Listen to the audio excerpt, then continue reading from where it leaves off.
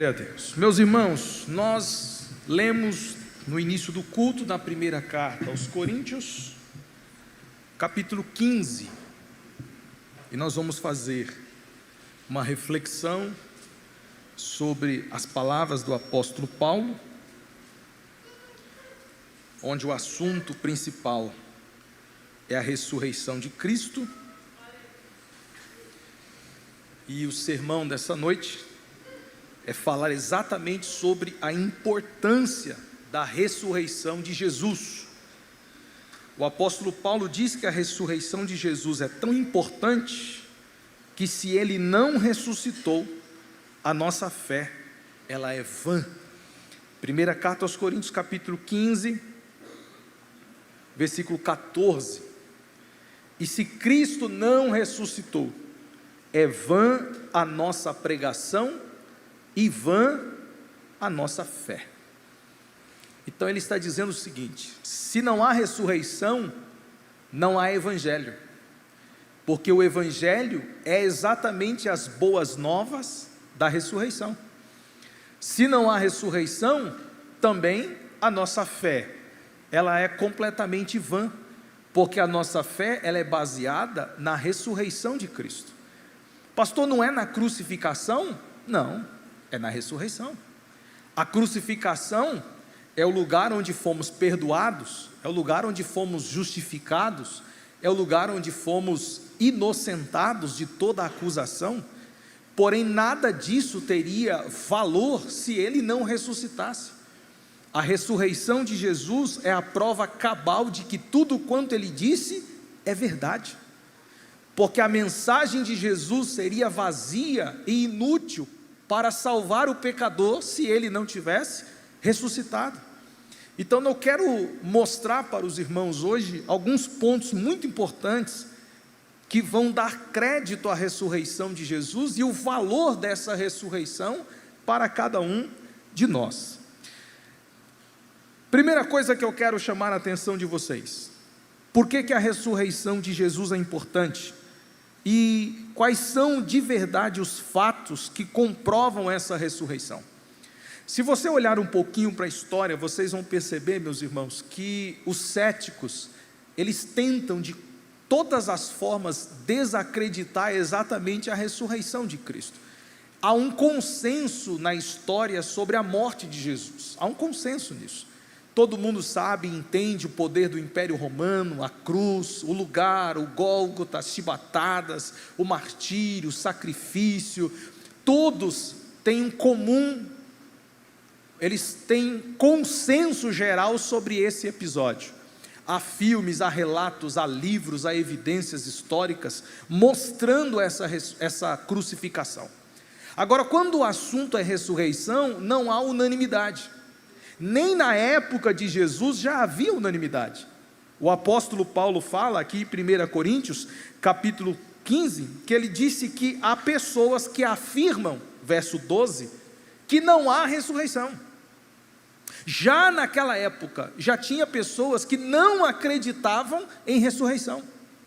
Então Paulo estava mostrando para aqueles que diziam que a ressurreição não havia ocorrido, por alguns elementos provando aquela ressurreição. Quando a gente olha para o versículo 3, por exemplo, no capítulo 15, ele fala sobre a morte de Jesus pelos nossos pecados, cumprindo a Escritura. No versículo 4 ele fala do sepultamento de Jesus. Ainda no versículo 4 ele fala sobre a ressurreição dele, exatamente no terceiro dia, segundo as Escrituras. A partir do versículo 5, o apóstolo Paulo vai comentar sobre algumas pessoas que viram Jesus, provando sua ressurreição. Enfim, deixa eu mostrar para vocês, pelo menos 4 pontos importantes, que evidenciam a ressurreição de Jesus, e por último, eu quero comentar por que ela é tão importante para nós. O primeiro fator que contribui para a ressurreição de Jesus é os relatos históricos. Nós olhamos para as Escrituras e percebemos quantos relatos foram documentados, com data, localização e pessoas diferentes. Vocês vão ver que a ressurreição foi registrada pelos 4 evangelistas, ou os evangelhos sinóticos. Nós temos a ressurreição de Jesus registrada em Mateus, registrada em João, registrado em Lucas, registrado pelo apóstolo Paulo, registrado no livro de Atos. As Escrituras mostram por diferentes perspectivas acerca dessa ressurreição. Alguns céticos tentam dizer que esses relatos, eles não são verdadeiros porque eles se divergem. Mas na verdade, a divergência, ela é apenas de perspectiva. Mas a localização bate, as datas batem, tudo bate. O que não bate são perspectivas. Então, quando a gente olha para isso, nós percebemos que se há perspectivas diferentes, de pessoas diferentes, então isso é positivo. E por que é positivo? Porque se eu falo de uma coisa e você fala da mesma coisa com outra perspectiva, isso quer dizer que nós dois estivemos presentes, presenciando tudo aquilo, só que por diferentes ângulos e por diferentes perspectivas. Esses escritores, eles evidenciam a ressurreição de Jesus, mostrando para nós que isso é um completo relato de forma unânime.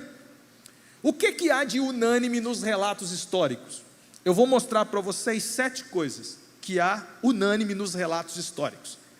A primeira unanimidade que há entre os relatos é que a ressurreição de Jesus foi no domingo de manhã. Todos dizem que foi domingo de manhã. Não tem ninguém que diz que foi no sábado, não tem ninguém que diz que foi na segunda. Todos dizem no primeiro dia da semana, de manhã cedo, bem cedo. Todos dizem a mesma coisa. Segundo, todos afirmam que Maria Madalena foi a primeira a chegar no lugar. Todos dizem a mesma coisa.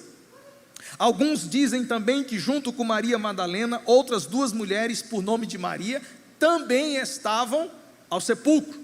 Todos dizem a mesma coisa. Terceiro, todos dizem que a pedra do sepulcro foi removida de maneira sobrenatural. Todos falam a mesma coisa. Não foi homem que foi lá e rolou a pedra, porque se foi um homem que rolou a pedra, poderia confirmar a história dos soldados que foram contratados para guardar o corpo de Jesus. E qual foi a história que eles contaram? Que o corpo de Jesus foi roubado. Então não foi um homem que foi lá e removeu a pedra. A Bíblia diz que foi um anjo que removeu aquela pedra. A Bíblia é tão certeira que 3 mulheres chegaram primeiro. Se fosse 3 homens, dava para acreditar na história. 3 homens se juntou, uniu força e removeu a pedra. Mas foram 3 mulheres que não tinham força e nem intenção nenhuma de roubar o corpo de Jesus. Pelo contrário, elas foram lá para ungir o corpo de Jesus. Só que quando elas chegaram, a Bíblia afirma que a pedra já havia sido removida. Havia um anjo que removeu aquela pedra de forma sobrenatural. Todos, em quarto lugar, afirmam que o sepulcro estava vazio quando elas chegaram. Não tinha mais corpo, não tinha mais nada lá dentro. O corpo de Jesus já não estava mais lá.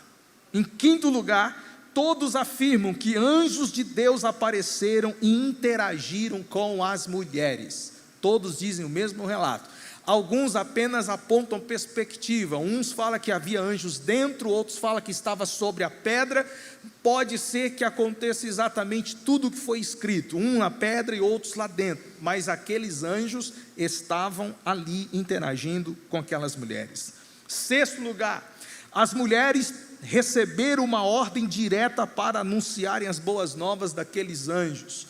Todos receberam uma ordem, as mulheres receberam: vá anunciar aos irmãos, vá anunciar aos discípulos, vá contar as boas novas da ressurreição, porque as boas novas da ressurreição não é um segredo para ficar guardado debaixo de 7 chaves. A notícia da ressurreição é para ser anunciado pelos discípulos de Jesus. Em sétimo lugar, todos afirmam que Jesus apareceu às mulheres e depois apareceu a outros discípulos. Então Jesus se manifestou primeiro às mulheres que haviam ido naquele lugar e depois ele apareceu aos discípulos. Você vai ler esses relatos nos 4 evangelhos e vocês vão detectar que há unanimidade entre eles: data, localização, horários, todos se completam de forma simétrica, impossível de ter um combinado com o outro, porque Marcos escreveu sob a orientação de Pedro, Lucas escreveu sob a orientação de Paulo, Mateus era discípulo direto de Jesus, João era discípulo direto de Jesus, só que o primeiro evangelho a ser escrito foi o de Marcos, que nem discípulo era de Jesus, e ele primeiro escreveu de forma sistemática e poderosa o relato da ressurreição, e os discípulos que atestaram visivelmente tudo o que aconteceu, confirmaram as palavras de Marcos. Isso significa que a ressurreição de Jesus não é uma lenda, é um fato histórico, devidamente comprovado, e é por isso que nossa fé, ela não é vã. Segundo lugar, segundo ponto, primeiro é o relato histórico, segundo ponto é o túmulo vazio. Gostaria de chamar a atenção de vocês para esse túmulo, porque o túmulo vazio é uma marca registrada de que há ressurreição. Se não tem corpo, se o túmulo estava vazio, então quer dizer que houve ressurreição. É importante lembrarmos que o túmulo vazio virou uma marca registrada da ressurreição do Senhor. A pedra do túmulo estava lacrada. Quando a gente olha para os relatos bíblicos, a gente vê e lê que a pedra estava lacrada.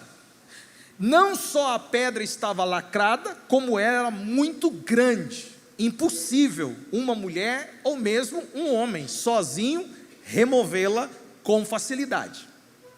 Segundo lugar, havia uma escolta armada guardando o túmulo. Havia-se uma notícia em todo Israel e em todo o Império Romano, que Jesus havia dito: eu ressuscitarei ao terceiro dia. Essa notícia causou grande alvoroço em todos, porque eles começaram a ouvir estas palavras e a pensar: nós matamos ele, agora alguém vai vir roubar o corpo e vão espalhar a notícia que ele ressuscitou. Então vamos fazer o seguinte, vamos pegar uma pedra grande, vamos lacrar ela e agora vamos pôr soldado para vigiar. Qual era a intenção do governo? Era impedir que o corpo de Jesus fosse roubado por qualquer um dos discípulos, para que não se espalhasse a notícia da ressurreição. Queridos, o governo romano queria garantir, o sinédrio queria garantir que Jesus não ressuscitasse. Irmãos, mas nem o governo, nem o sinédrio, nem a morte, nem o principado foi capaz de impedir o que já estava escrito: ele ressuscitou. Aleluia. A escolta armada estava diante da pedra, diante do túmulo. Acontece o inevitável: o anjo vem, remove a pedra, e o Espírito Santo, segundo o apóstolo Paulo, ressuscita Jesus dos mortos. Agora, esses soldados veem um grande clarão, uma grande luz, e ficam atônitos. Eles confirmam que não havia corpo.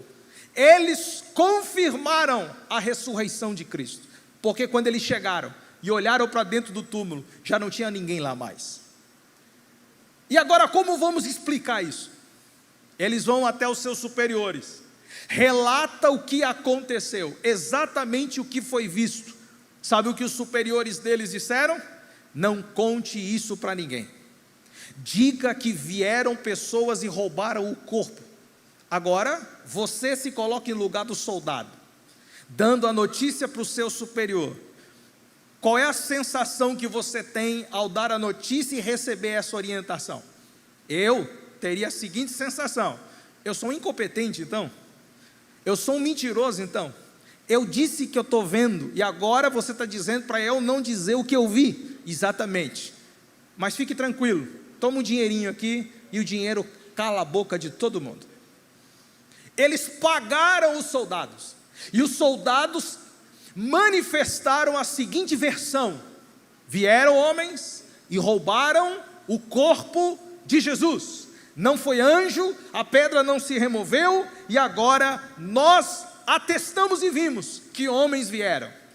Eu não sei que mentira é essa que se subsiste, porque na verdade não subsistiu, porque homens armados viram outros homens desarmados levar o corpo de Jesus, não fizeram nada. Eles atestaram a ignorância deles, eles atestaram a incapacidade dele, e é nítido que essa versão não ganhou força. Por quê? Porque mentira, como diz o ditado, nem perna curta, não vai muito longe. Essa notícia de que Jesus foi roubado não prevaleceu. Prevaleceu outra notícia, a notícia que ele foi ressuscitado. O corpo nunca foi encontrado, nunca foi encontrado. E por que nunca foi encontrado? Porque ele foi glorificado e está à destra do Pai. O corpo de Jesus, por não ter sido encontrado por ninguém, já é uma evidência da sua ressurreição. Se alguém roubou o corpo dele, aonde é que está o corpo? Então que os soldados prendam, que os soldados vá atrás dos discípulos que roubaram. Quem foi que roubou? Foi um, foi dois, foi uma gangue, foi uma facção toda? Então vá prender a facção. O governo romano tinha todo mundo debaixo das suas mãos. O governo romano dominava e imperava naquela época, e eles não admitiam facções, eles não admitiam divisões. Então por que não foram atrás daqueles homens? Por que não foram buscar o corpo? Por que não pegaram o corpo e apresentaram para a mídia da época e dizendo: está aqui, foram todos contratados para roubar? Porque não tinha corpo. O corpo tinha sido glorificado, o corpo estava à destra do Pai, não tinha corpo. Por isso a mentira não prevaleceu. Os discípulos que entraram no túmulo, estou falando do túmulo vazio ainda, os discípulos que entraram no túmulo encontraram lá, não um corpo, mas apenas lençóis. A palavra do Senhor diz que aqueles lençóis dobrados num cantinho daquele túmulo, trouxe à memória de Pedro um fator importante, que Jesus estava ali, mas ressuscitou. A Bíblia diz que João e Pedro, quando ouviram falar que Jesus ressuscitou, correram para ver o túmulo. Quando chegaram no túmulo, os dois entraram, e quando Pedro viu o lenço, a Bíblia diz, ele creu. Redobre a sua atenção, por favor. Redobre a sua atenção, por favor. A irmã Maria pregou para os discípulos dizendo: Jesus está vivo, Jesus ressuscitou. Eles não creram. Não creram. Pedro e João saíram correndo, foram até o túmulo. Quando eles olharam para o túmulo, eles creram, porque o túmulo vazio é a marca da ressurreição. Se a cruz é a marca da redenção, o túmulo é a marca da nossa vitória sobre a morte. Ele creu, porque ele olhou para dentro do túmulo e viu uns lençóis dobrados à parte. Quando eles olharam e viram aqueles lençóis à parte, o texto diz que Pedro e João creram. Eles desesperadamente correram. João corria mais que Pedro, era mais novo. João chegou primeiro do que Pedro no túmulo, e quando João viu o lenço, ele saiu correndo. E a Bíblia diz que João foi contar a notícia para os discípulos. A Bíblia diz que João foi na frente de Pedro, e eu quero chamar a sua atenção para esse fato. Tem algo muito interessante aqui, porque o apóstolo Paulo, do capítulo 15, do versículo 5 de Coríntios, diz que Pedro viu Jesus sozinho. Pedro viu Jesus sozinho. O texto está dizendo que ele, Jesus, apareceu a Pedro e depois aos 12. Quem está comigo aí? Põe na tela, mídia. Aqui tem que mostrar, irmão. Capítulo 15, versículo 5. E apareceu a Pedro, e depois aos... Não é João não, filho, é Coríntios. E apareceu a Pedro, e depois aos 12. Como é a cronologia da ressurreição? Maria, ela vai no túmulo com as outras Marias. Maria Madalena vê Jesus, uma espécie de jardineiro.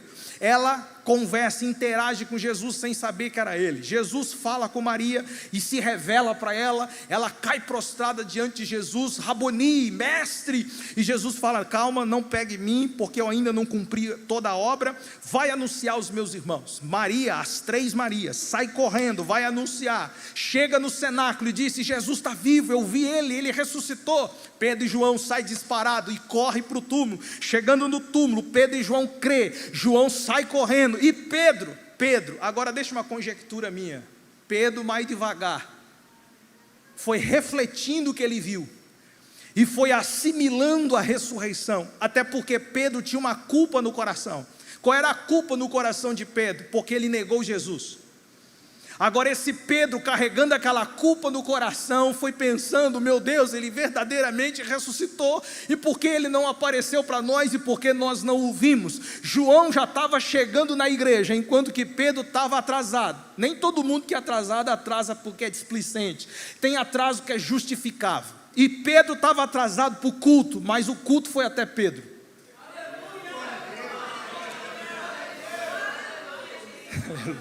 Porque a Bíblia diz que ele apareceu a Pedro. Em que momento ele apareceu a Pedro? Eu acredito que foi no caminho dele chegar para a igreja. Isso é um pensamento meu, você não precisa acreditar no que eu estou falando, mas é um pensamento meu. Pedro, ele estava indo para o cenáculo, no caminho, até porque Jesus já estava no caminho, porque ele conversou com as 3 Marias no caminho. Eu acho que ele não saiu daquele caminho, ele ficou lá, porque ele estava esperando Pedro passar ali. E por que Jesus esperou Pedro passar ali? Porque Jesus queria se revelar em particular a ele primeiro. É como se ele te dissesse assim: antes de eu me manifestar aos meus discípulos, eu primeiro me manifesto a você, Pedro. Mas por quê? Porque eu vim remover toda a culpa do seu coração. Eu vim tirar essa dor que você está carregando, meu filho. Eu vim dizer para você que você está perdoado. Você não me deve nada. Eu te escolhi como meu pastor, e você será uma bênção nas minhas mãos. Deixa eu te dar uma boa notícia nessa noite. Você não deve mais nada. O sangue já te purificou. O sangue já te perdoou. Celebre a ressurreição. Celebre a ressurreição. O diabo tenta impor sobre você um jugo que não te pertence mais. O diabo tenta impor em você um pecado que não te pertence mais. As coisas velhas já se passaram, tudo se fez novo. Ele vivo está.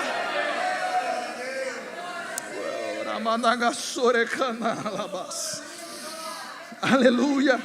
Nos dias de hoje ainda é possível entrar no túmulo. Tem um sonho de ir para lá. Ore por mim que eu quero realizar esse sonho. Um dia eu vou chegar lá e eu quero entrar nesse túmulo aí. Ele não está aqui. Ele ressuscitou. Aleluia. O túmulo está lá para todo mundo ver. Ele não está ali mais. Ele está vivo e ele ressuscitou. As aparições de Jesus. Eu já adiantei a aparição de Pedro, mas Paulo não fala que Jesus apareceu apenas a Pedro. Jesus, ele apareceu para diversas pessoas. Na antiga aliança, qualquer testemunho perante um tribunal de 2 ou 3 pessoas já era suficiente. Qualquer testemunho, 2 ou 3 pessoas que estivessem reunidas e testemunhando a qualquer coisa, já teria validade jurídica. É por isso que quando ele falou: onde tem 2 ou 3 reunidos no meu nome, eu estou no meio. Por quê? Porque é suficiente 2, 3 testemunhas falando de um assunto só, já tem valor jurídico, já tem valor correto. Então todos que testemunham 2 ou 3 pessoas, já estava correto o seu testemunho. Só que Jesus não apareceu para 2, Jesus não apareceu para 3 pessoas, Jesus apareceu para diversas pessoas. Paulo fala que ele apareceu para mais de 500 pessoas. Está escrito, irmão, está escrito. Cadê o texto, meu filho? Olha lá. Depois ele foi visto por mais de 500 irmãos. Detalhe, de uma só vez.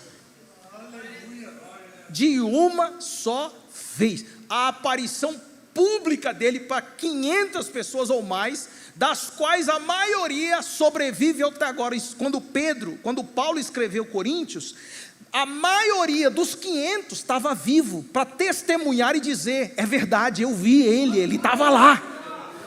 Além dos que estavam vivos, outros já tinham partido para o Senhor, mas Paulo estava afirmando, ele apareceu para mais de 500 pessoas.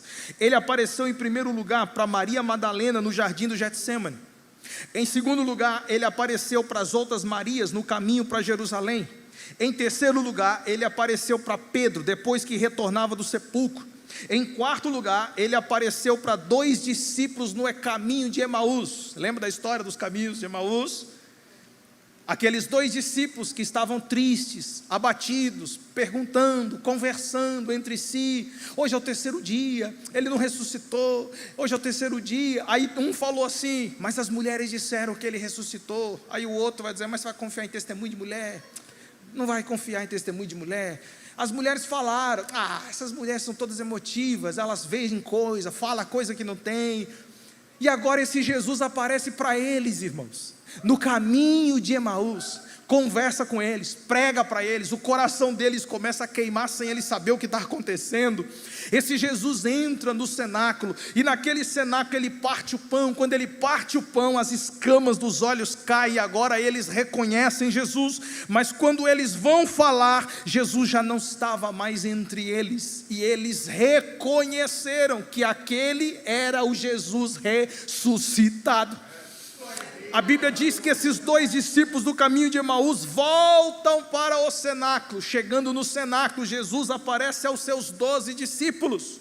Ele passa, segundo João está escrito, ele passa por entre as paredes, estende as mãos para a congregação dos discípulos, sauda eles com a paz do Senhor, e o Espírito Santo entra naquele cenáculo, e aquele povo é cheio do Espírito Santo. Lembra-se, abro o parênteses, não é para batismo com o Espírito Santo. Quando eles foram cheios do Espírito Santo, eles foram regenerados, foram homens transformados de dentro para fora. Pedro já não era mais aquele Pedro ignorante, agora era um Pedro transformado. Tiago e João já não eram mais filhos do trovão, aqueles homens ignorantes que queriam pedir fogo para consumir os samaritanos. Não, Tiago e João agora eram mansos, humildes de coração, porque o Espírito Santo entrou no coração deles.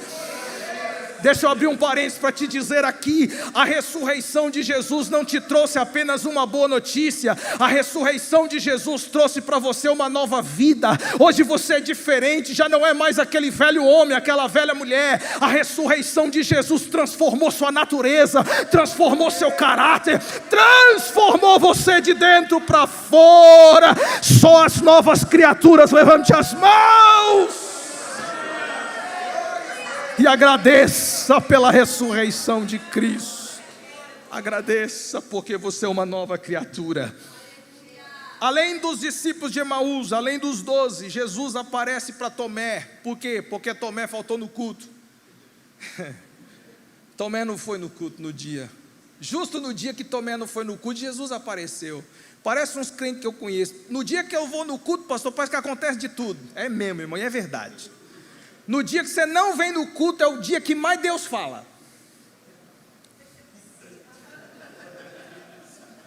No dia que tu não vem no culto, é o dia que mais a glória se revela e se manifesta. Aí você só ouve a notícia: meu Deus, o que aconteceu no culto? O WhatsApp está bombando. Que culto, que culto? Você fala: é só porque eu não fui? É, só porque tu não veio. Ai, pastor, você magoa. Não, a intenção é para dizer para você: não falte no culto. Nunca falte no culto, porque toda vez que vier, a glória será manifestada e revelada. Tomé faltou no culto. Aí os discípulos só no WhatsApp: meu Deus, que culto glorioso, Jesus se revelou para nós. Aí Tomé: não acredito não. Duvido. Tomé saiu do grupo. Porque quando começa a bombar a coisa demais, os invejosos saem tudo. Os invejosos não conseguem se alegrar com a alegria dos outros, sabia, irmão? Mas deixa eu fechar o parênteses, porque se eu abrir o parênteses vai embora aqui. Fecha, vamos voltar para a ressurreição. Tomé não estava lá, falaram para ele: Jesus ressuscitou. Creio não. Duvido. Como assim, Tomé? Eu estou falando, as mulheres viram, eu vi, Pedro viu, os discípulos de Emaú viu, todo mundo viu, só tu. Não. Se eu não tocar aqui, ó, na mão dele, se eu não tocar aqui, onde a lança foi transpassada, eu não acredito. Ok, 8 dias se passaram, porque não é no teu tempo que as coisas acontecem não, viu? Porque tem gente que além de incrédulo, quer que as coisas aconteçam no dia que ele quer. Incrédulo tem que esperar Jesus fazendo o tempo dele. Jesus apareceu 8 dias depois. Tomé estava no culto naquele dia. Glória a Deus. Ainda bem que faltar não é uma rotina, né, irmão? Não é uma rotina. Ele estava no culto naquele dia. E Jesus chegou, do mesmo jeitinho, entrou, Pai do Senhor para todo mundo. A presença do Espírito Santo invadiu o ambiente. Tomé, quando viu Jesus entrando naquele lugar, ele correu até a presença de Jesus. E ele ali fala: Senhor! Aí Jesus fala: tudo isso? Só porque você está vendo? Mas bem-aventurados, benditos são aqueles que não viram, mas creram. Deixa eu te falar uma coisinha aqui. Jesus estava falando de você. Jesus estava falando de mim. Jesus estava falando dessa igreja que não estava lá, não viu nada, mas é crente até hoje. Crê nisso até hoje. Bem-aventurados são vocês que não viram ele, não tocaram nele, mas crê que ele está vivo e vivo mais do que nunca.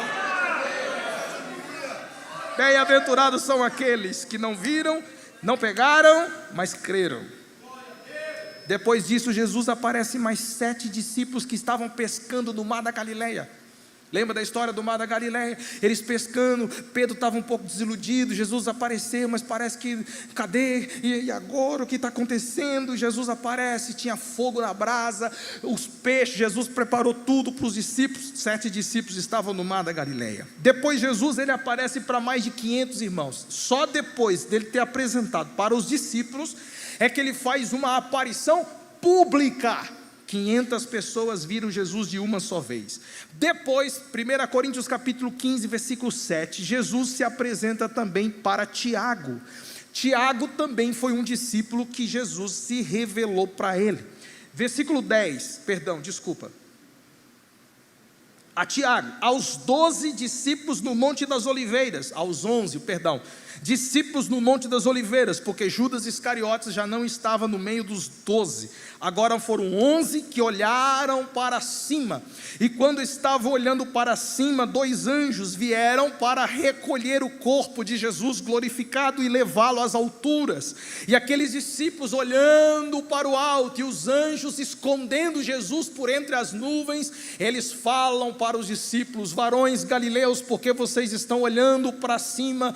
Olha, preste atenção, vocês vão ver um dia esse mesmo Jesus voltar. Vocês vão ver um dia ele voltando na mesma nuvem que está levando ele. Essa nuvem vai voltar com voz de arcanjo e alarido, e vai levar a igreja dele com ele de novo. Oh, glória a Deus. Jesus apareceu a Paulo no caminho de Damasco, como um filho já por último. Ele fala no capítulo 15 e no versículo de número 8, ele também apareceu a mim como por um nascido fora do tempo.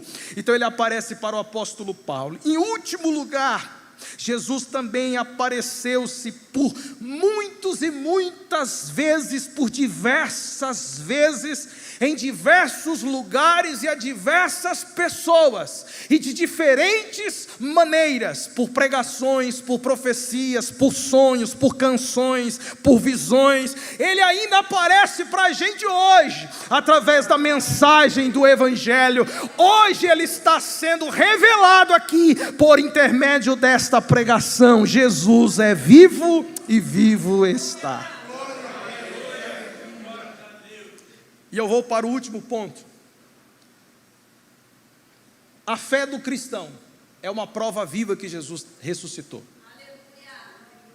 Essa fé que temos dentro de nós é uma prova viva que ele ressuscitou. Alguém pode dizer: fé não é evidência. Como é que a fé vai provar alguma coisa? Prova.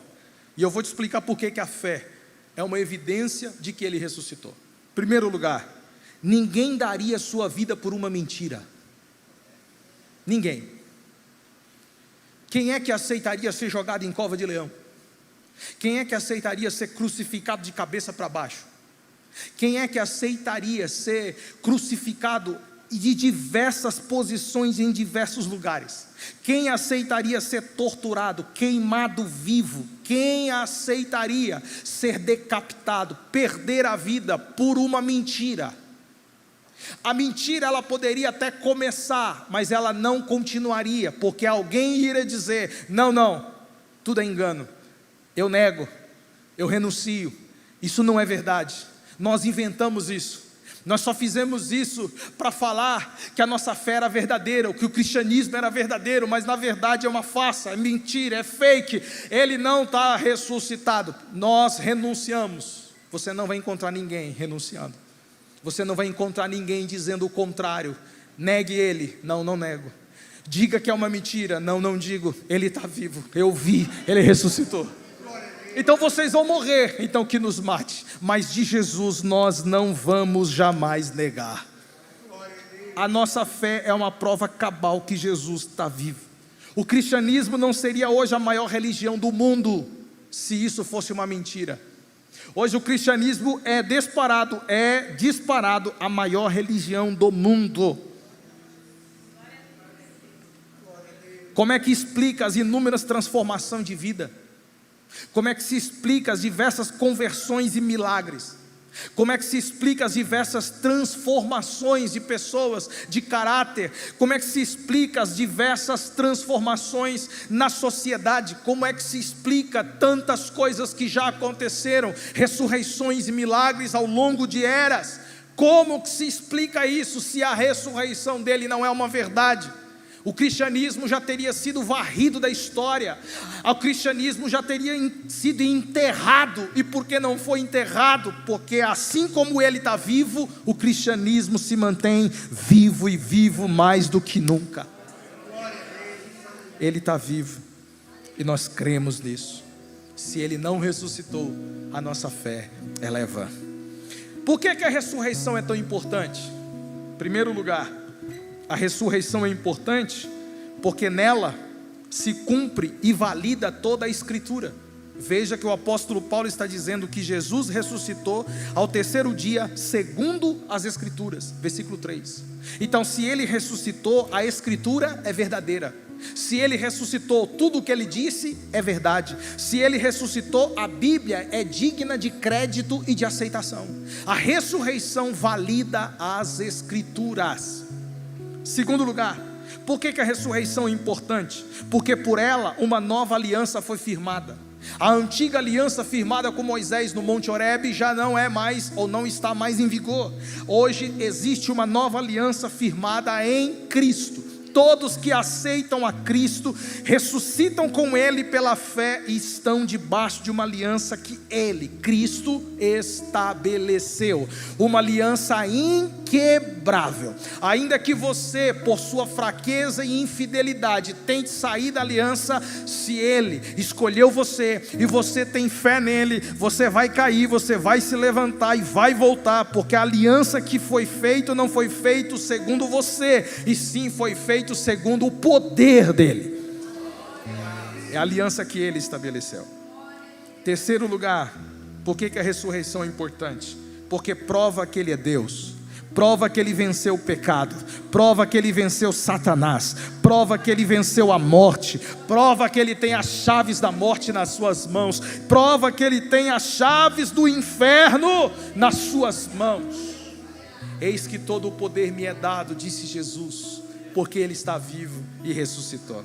Quarto lugar, por que a ressurreição é importante? Porque através dela nós temos a garantia do perdão, da justificação e da salvação. Quem te garante que você é salvo? Quem te garante que você é perdoado? Quem te garante que você é justificado? A ressurreição dele garante. Porque nós não servimos a um Deus morto, nós servimos a um Deus vivo, e é esse Deus vivo que garante a sua salvação, é esse Deus vivo que garante o seu perdão, é Ele, por meio dEle, que todas as coisas subsistem. Em quinto lugar, por que é importante? Porque através dela, todos os que creem são também ressuscitados para uma nova vida e para também uma vida eterna. Se Jesus não ressuscitou, você termina aqui, eu termino aqui, mas se Ele ressuscitou, assim como Ele tem uma vida nova, nós também teremos nele. Assim como Ele teve uma vida diferente, nós também teremos. Assim como Ele foi glorificado, nós também seremos. Em sexto e penúltimo lugar, por que a ressurreição é importante? Porque sem ela a nossa fé seria vã, sem ela a sua crença seria apenas uma filosofia barata, sem a ressurreição o que você pensa, o que você crê, seria apenas uma evidência rasa, sem valor nenhum. Mas porque Ele ressuscitou, a sua fé tem peso, a sua fé tem valor, a sua fé é correta. Em último lugar, por que é a esperança, ou perdão, por que a ressurreição é importante? Porque, por causa dela, nós temos uma viva esperança na eternidade com o Senhor. É essa ressurreição que nos garante uma viva esperança. É essa ressurreição que nos dá condições de sonhar e de imaginar uma vida completamente diferente além daqui. Você não vai viver só para aqui, você vai viver para além daqui, e Ele ressuscitou para garantir isso. Lembre das palavras dos anjos: vocês que estão olhando para cima, vendo Ele subir, um dia Ele vai voltar. Ele vai trazer como uma galinha junta seus pintinhos, Ele vai trazer a sua igreja debaixo de suas asas e vai levá-la para morar definitivamente com Ele. E quando chegar o dia, segundo as palavras do apóstolo Paulo em 1 Coríntios, quando Ele entregar o reino, quando Ele se apresentar diante do Pai com toda a sua igreja lavada e adornada pelo seu sangue, vai se cumprir todas as coisas que foi prometido. Aí Deus será tudo em todos. Em todos. Você será definitivamente um com Ele. Não haverá mais choro, tristeza e nem angústia. Você estará diferente, com um corpo glorificado e transformado como Ele é. Glória a Deus pela ressurreição de nosso Senhor Jesus. Senhor Deus,